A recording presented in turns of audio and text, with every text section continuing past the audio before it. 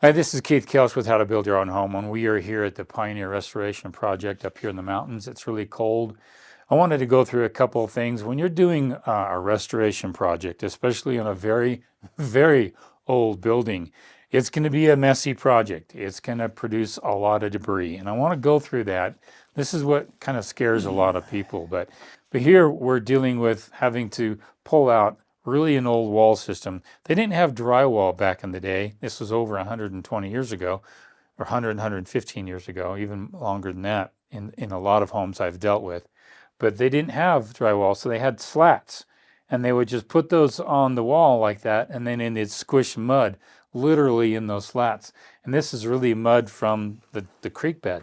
This is not a synthetic product that they go buy at the store. They actually make it. It's a real fine clay that they just spread right on the wall system to create a smooth wall on the other side. Well, all that has to come out. And as you can see, this produces a huge amount of debris and a lot of waste and a lot of garbage to deal with. But the benefit is we're going to have a new wall system. We're going to be able to run new electrical through the whole system. You see here, there's some old wiring here that was just wire nutted. I did a home, about a year ago.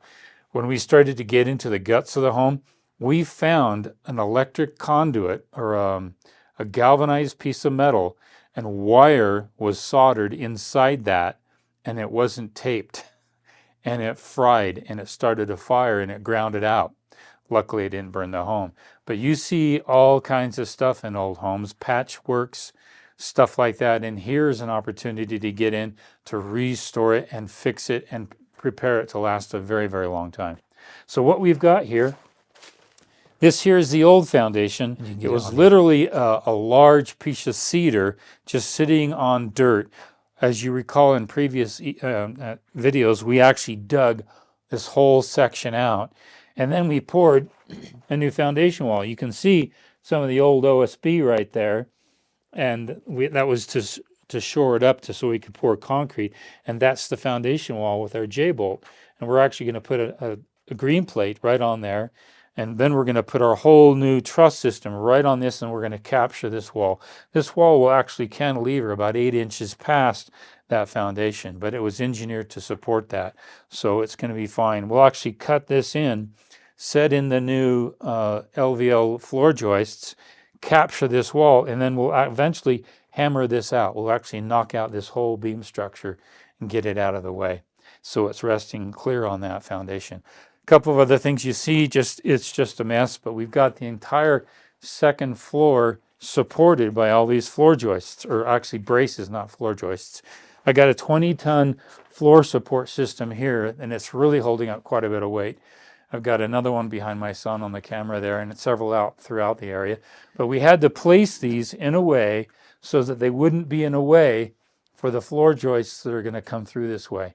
And as we do the floor joists and they're set in place, we're going to start with the sheeting and literally come right underneath this wall, do a section at a time, jack it up with some hydraulic jacks, slide in our new sheeting, and then set the new wall and start leveling and setting things as we go. The fireplace, I thought that I was going to be clear and free on the fireplace, but I got a vent up there that's temporarily blocked. I've got another vent over here, and those were used at a time when they had an old Franklin stove or something out here in the living room, and they just vented it up and out. And the reason why they did that is because that vent had air exposure, meaning that the more surface area you have of a vent in the open air, it would heat up the entire home that way. Well, we now have fireplaces where you take the flue and go straight up into the fireplace, and I'm limited on my access there. So once I get the floor in, I'll have my fireplace guy come up and make sure that, can you just stick a flue in there and have it ready to go while we're in a demo phase? I want to make sure I solve problems for the future. Now, the plan is not to use this home, but you never know what the future entails. So I'd hate to have a fireplace that was all nice, done with a new hearth, and it not be functional. So we're going to have it functioning so that you can at least have a flue here with what I would say would be a Franklin stove. This is not big enough to do a wood burning fireplace. It doesn't have enough a back end capture, which is kind of a backdraft to suck up the smoke up through the chimney that way. But it's really perfect to have a hearth for a built-in or a kind of a wood burning stove right here. But I need to get that. I need to get that repaired. You can see the amount of demo that we have to go through. We took off all of the plaster that was on the chimney, and I may just talk with the owners, and as they see this video, we may just leave that. That's old adobe. It really shows the original look of the home, but we may just take some pointing and repoint some of the brickwork, but that's not brickwork, that's adobe. I don't know if you know how pioneers built back in the day.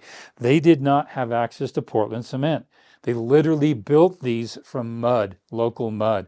Now, some of the brickwork may have a little bit of cement in it, but if you look up high here in this area here, this here is adobe, those thicker brick, that's literally mud. So if they get hit with water, they dissolve. There's an old building in downtown St. George where I live, and there's a restaurant there. Well, you can look at the outside of that, and it's exposed adobe. Now, they've got an eave protecting it for the most part, but you can see some of it wearing away with the water. There's no concrete in that to help support that over time, so that really has to be protected.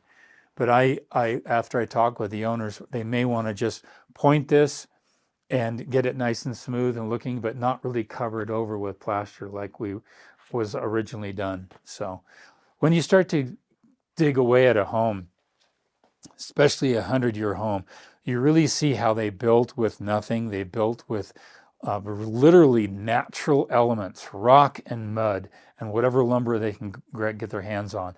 That's all they could build. They could build with whatever they can find locally.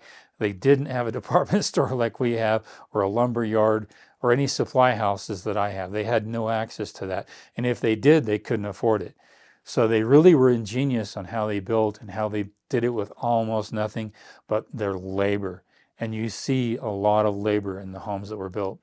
So right now we're at finalizing the internal demo, taking off the interior lath, and we're hoping to get this floor in. I've got 2 weeks of good weather. It did snow recently, so I've got about 1.5 inches of snow outside. But if we can get this demo done, I just called my framers, let's get them up here. Let's get this weather utilized as much as we possibly can. We filled out the dumpster already twice. I've hauled off quite a bit of trash, a lot of concrete. The front porch, as you saw in some previous videos, boy, we had a lot of concrete. We hauled off from that. So this is Keith Kelch giving you an update on the Pioneer project up here in Pine Valley, Utah. And hopefully in the next week or so, you'll see a whole different look of framing, floor system, and everything like that. I'm excited about it. But if people were to walk in right now, they go, what's your builder like? Boy, what a messy builder. Well, doing an old Pioneer home like this, it's really messy at a very juncture, and we're at that stage right now.